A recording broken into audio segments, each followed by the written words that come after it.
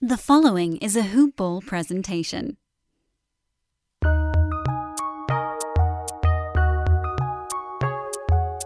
Welcome to the Fantasy NBA Today podcast.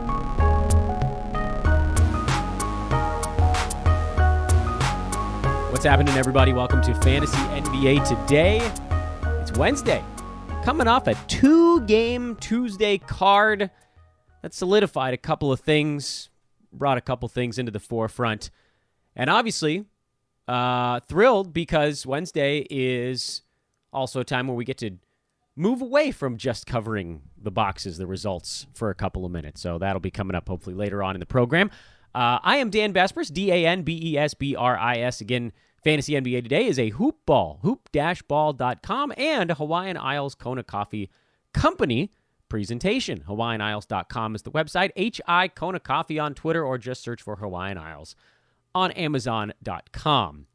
Want to start out the show by, again, reiterating that Hoop Ball is building out our sales team. We've had some wonderful folks come forward and ask about getting involved in it, and I'm in discussion with, I think, every one of you guys. If you sent us something and you haven't heard from me, send it again. That means that it disappeared someplace. If it's Twitter, then hopefully I didn't miss it.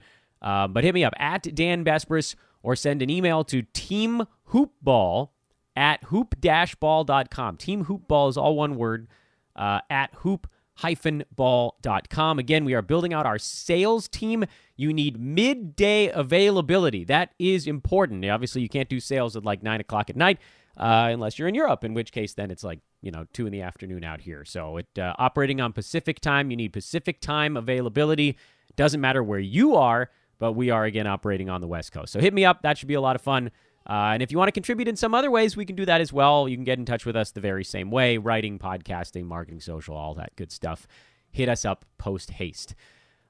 Tuesday evening, this is the calm before the storm before the ultra calm, because tonight we have the Insano card, and we'll obviously talk about that a little bit later on in the program. And then Thursday, there's nothing because it's Thanksgiving. So this is the everybody take a breath, and then everybody play, and then nobody gets to play. Tomorrow being Thanksgiving, there will be a show here, Fantasy NBA Today. We'll have an episode where we cover the results from this Wednesday card. For Tuesday, the Clippers went into Dallas and laser focused on Luka Doncic. I mean, that's really the story of this ball game, was slow Luka, and then Dallas is just not the same team. Doncic 22, 8, and 6 with 3 steals, so he still was able to put up some good stuff in the counting numbers, and good free throw shooting as well, 14 out of 16. 7 turnovers and 29% from the field. They keyed in on him. They sent multiple people his way. They gave him different looks. He needed Kristaps Porzingis to do more than he did. Porzingis bad at the free throw line, bad from the field. He has not been very good so far this year. And I don't know that, he's been fine, 2.2 blocks per game, 18 and 9, but the free throw is down. That I think is not what we expected. He was closer to 80% most of his short career so far, and he's down closer to 70 this year. Field goal percent has always been kind of low, and with the way the NBA is trending, everybody moving farther away, that has not held up as well. So I think a lot of folks, if you drafted KP, you were hoping for that like monster per game number with some potential rest days. To his credit, I think he's only taken 1 rest day so far. Now, in the defense of how that's happened, I think the Mavericks have only had 1 back-to-back. Is that possible? Maybe he skipped one earlier on in the season that I'm forgetting, so maybe 2. But they've been relatively low on the back-to-back situation so far. That's kept him on the floor. But listen, this team goes as Luka goes. He's been unbelievable so far this year, and the Clippers said, look, we're going to give you a taste of what it's like to go against some of the best defenders in the NBA, all looking at you. So Paul George, you're on Luka. Kawhi, you're on Luka. You guys just deal with him, and we'll figure this thing out from there. And they had a really good game plan. The Clippers executed it. They are continuing to pile up wins. This was, to me, probably their most impressive win of the year for LA, because they took a team that was playing well, and they made them look not very good. Lakers 15-2, Nuggets 13-3. They won their late game, and we'll talk about that in a minute. Clippers 13-5. The top of the West appears to be sliding away a little bit. The Rockets are on a short losing streak right now. Schedule's getting easier and harder for a lot of these teams. That obviously plays a big role. I think you're going to start to see the Lakers dial it back just a tiny bit. I know they're sort of rolling right now, but they're going to start thinking about getting their guys healthy. To pile up 15 wins in the first 17 games, they couldn't have this go any better. And for the Clippers, things are now going better for them as well. Remember, just a moment ago, they were 7-5. They've rattled off 6 consecutive wins. They're 11-1 at home. This was a decisive road victory. And so I think they'll probably keep up with their plan of giving guys particular days off for rest as well. Montrezl Harrell has looked a tiny bit slowed. I mean, he was a guy that always seemed like a decent mid-range center, and he's been fine so far. He had a huge ball game in their last one against New Orleans. I mean, he's going to pick some of those teams apart. I see no reason to back off what's been a nice season for him so far. Lou Williams, there's, I think, a disconnect with Lou between what he does and where he's valued. He's number 96 in 9 category leagues right now on the very hefty shoulders of an intensely good free throw percent, 22 points and 6 assists, but there really isn't much else for Sweet Lou. And so he's a guy that I think carries more trade value from name than actual fantasy value.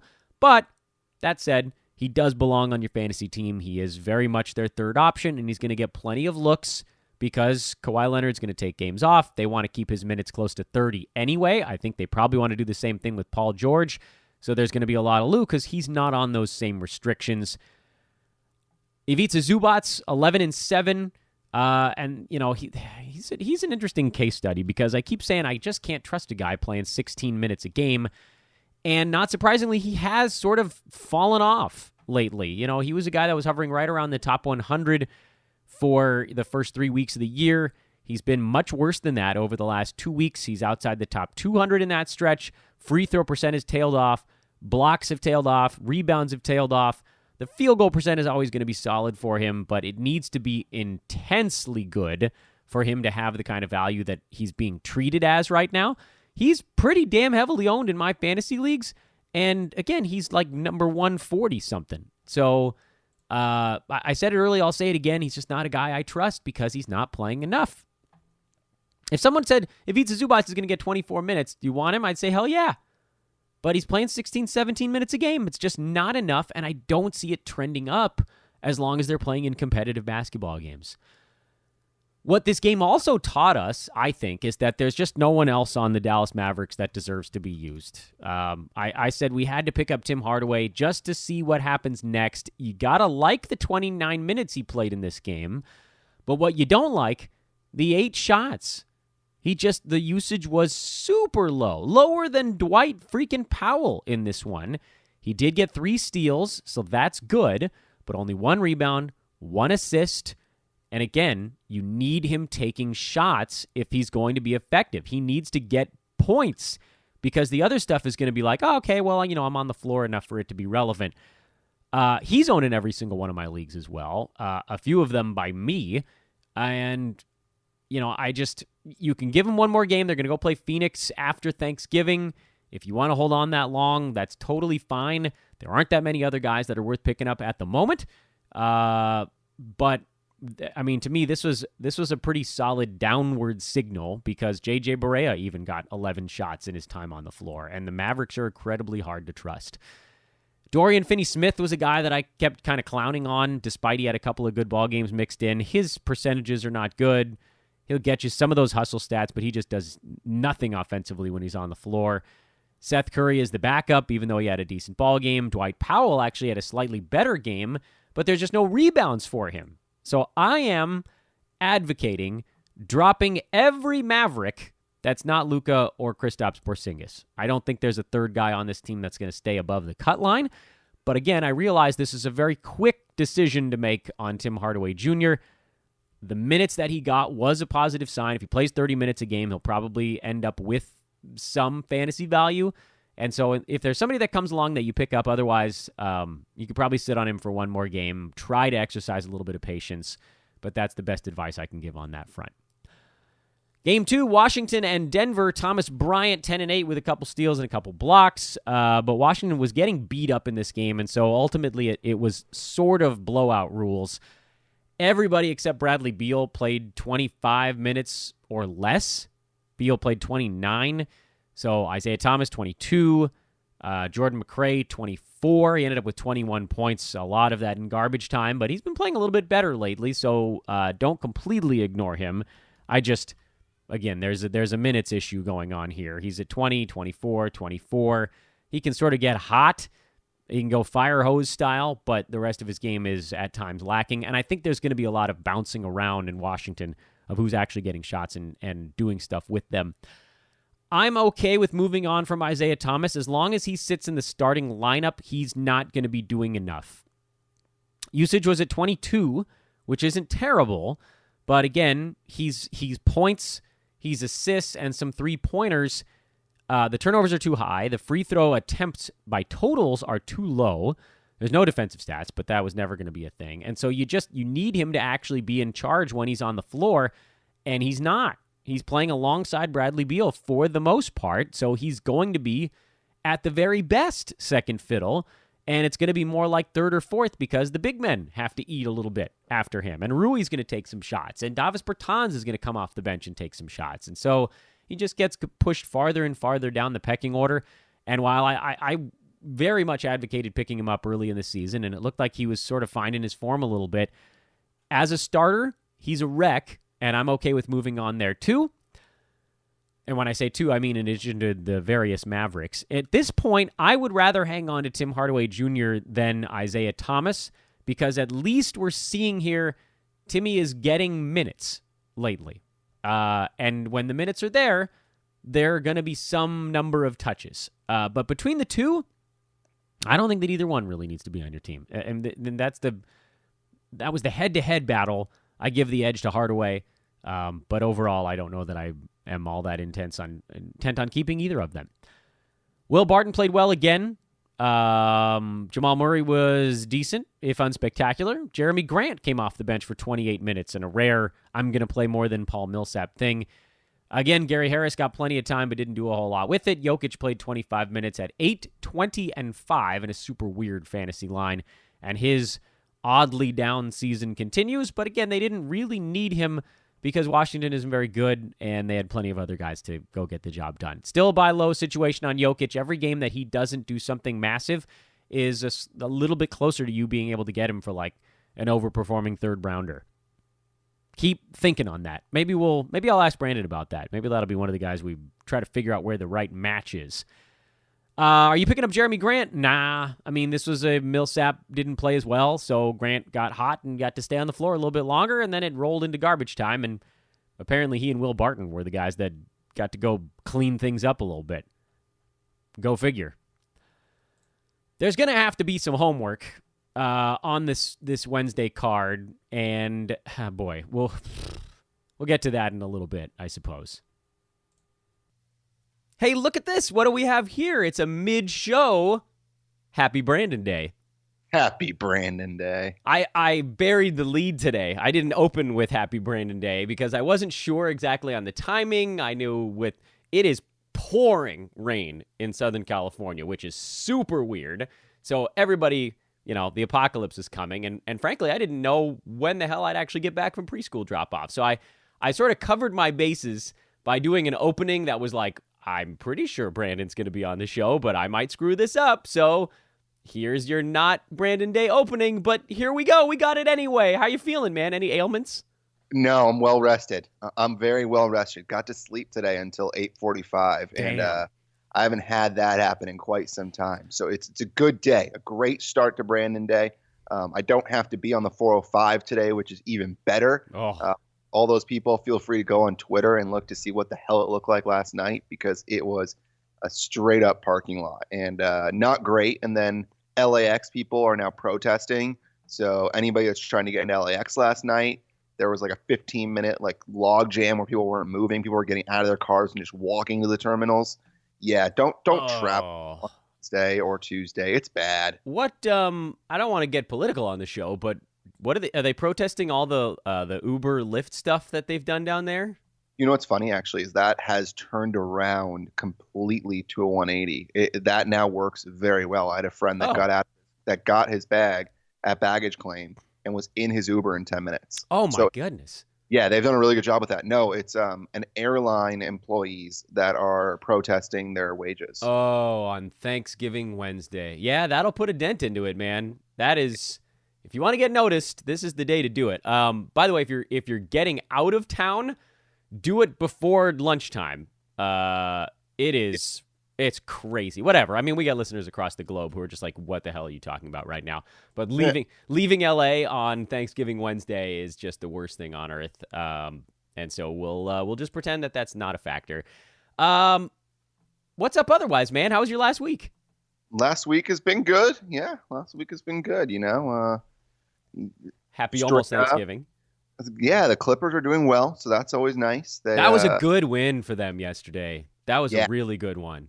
That was an ass kicking. That was. We called that. That was they did a nice job on Doncic. They showed a lot of what they did against Harden, doubling him at the top of the key and making him pass the ball, and made others try and beat them, and others did not beat them. No, I think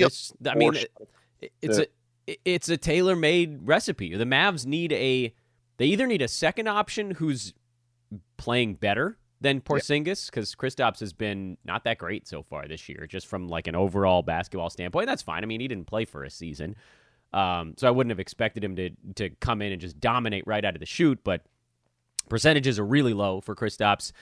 They need him to be able to do a little bit of creating or some kind of third option, because the Clippers, I think, and obviously they have the personnel to do it with Kawhi and Paul George, and not every team can boast even one guy of that defensive caliber. But it did show, I thought, that if you just take the ball out of Doncic's hands, the Mavericks are in a bit of a pickle. You know, you don't have to have the best defenders on earth to just make him give up the ball. Having the better defenders made it a lot harder to find passing lanes, and he's sort of constantly being harassed, and he'll overcome that against worse defenses, even worse double teams. But that was a team that was just like, we circled this game, and we are going to expose a team that's playing above themselves because they have a blossoming superstar. So I thought, I mean, of all the Clippers games this year, that one to me was the most decisive. So I'm guessing you're feeling pretty damn good right now. Yeah, that was the best they've looked so far. And I mean, can you imagine being Doncic, who comes down, he's picked up by PG, they switch, and Kawhi comes on him. Yeah, and they were jumping him, man, too. There was like 2-3 guys that he was running into at every turn. Mm-hmm. Anyway. Yeah, it's fun to watch. Lou Williams looked good. Trez wasn't even that great. But, I mean, yeah, they're now, I think they've won 6 in a row now. Yep. I would not be surprised if PG, Kawhi, and someone else, maybe Beverly or Lou Williams, rests tonight against San Antonio. Kawhi almost for sure, right? Yeah. I'd be surprised if he played. Yeah. Although the interesting thing about him is he's played now 29 minutes or less in the last 3. Oh, they play Memphis tonight. San Antonio's Friday. So, yeah, I think they'll probably rest him. Yeah, that's a cakewalk. The West is starting to, before we get into buy low, sell high, because that's what you and I are doing. That's our segment. You got to give the people what they want. First of all, you can follow Brandon on Twitter at BDMarcus. A lot of you did over the last week. So either the love for buy low, sell high is hot, or you've been answering a butt ton of questions over the last week too. Keeping you busy. I have. I woke up to 13 notifications, got a conversation going back and forth with some other hoop ballers. I've had a couple of people that continue to ask me questions, so I appreciate that. Got one this morning.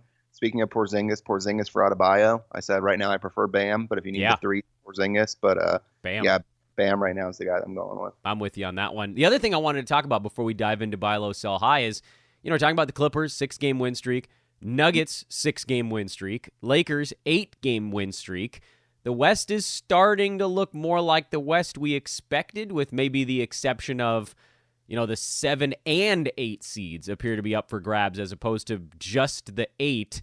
But those top 6, it's starting to come into focus a little bit. It feels like there's, I don't know that you can call it an upper, like a 6-team echelon at the top, but right now it's not that far from the truth. Are we finally seeing now, we're a month and change into the year, things are kind of settling in a bit?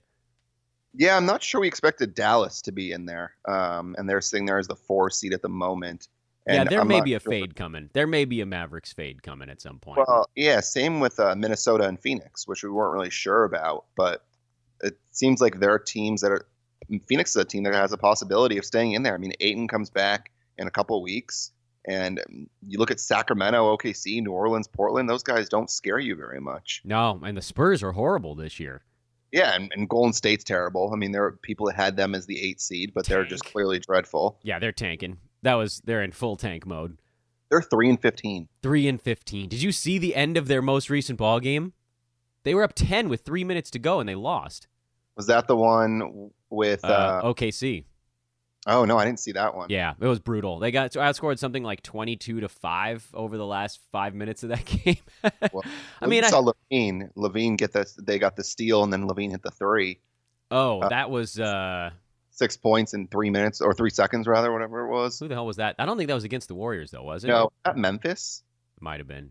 Yeah, Let's it figure was this bad. out. It was Charlotte, actually, the Hornets. I knew it was a team that looked like that. Those Yeah, colors. some bottom feeder. Okay, so things starting to come into focus a little bit. You got like 9 teams fighting for those last 2 playoff spots, but it is, Jazz, Rockets, Clippers, Nuggets, Lakers, and those are the teams that everybody knew would be up near the top. And then I personally thought the Mavs would be one of the teams fighting for the 8. Right now, they look like they're a cut above that. We'll see if teams change the way they play Doncic.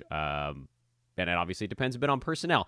Hey, I want to do one buy low guy before I turn it over to you on this list. Normally I just say, hey, Brandon, who you got? But I want to talk Nikola Jokic this week. You down for a little Jokic chatter?